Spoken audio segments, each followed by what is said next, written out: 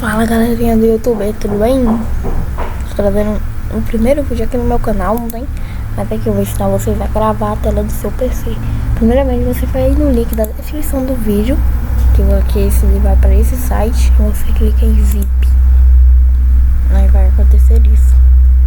Então vai voltar, você aperta em salvar que vai começar a baixar. Só é muito pequeno. Aí você vai aqui, ó. Você baixa ele. Você vai lá nos seus arquivos. Galera, aqui é o Windows 10, tá? Mas você vai pegar em outros. Aí você vai em downloads, Orkami. Você clica aí no botão que vai aparecer isso. Você aperta em extrair tudo. Uma coisa parecida, aí você vai extrair. Opa, errei aqui. Fez cagada já, pessoal.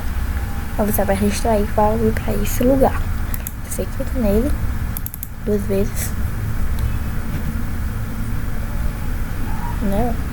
2 vezes, aperta em sim. Só que eu já coisei. Aí quando você clicar em sim, aí vai entrar aqui nessa tela. Aí aqui, ó, onde você ajeita aí seu negócio, você pode botar para gravar. Aí tem um lugar pra gravar o tamanho da tela, que eu botei aqui em tela inteira, para gravar o som. E tem mais algumas coisas lá. E você pode gravar o seu PC facilmente. Então, o vídeo é esse, pessoal. Pra você aí, ó, que quer gravar o vídeo aí no seu PC, tá aqui, ó, pra você baixar. Então, pessoal, o vídeo vai ficando por aqui. Espero que vocês tenham gostado do primeiro vídeo aqui do meu canal. Então, dá o like aí e se inscreve, porque é o primeiro vídeo, né?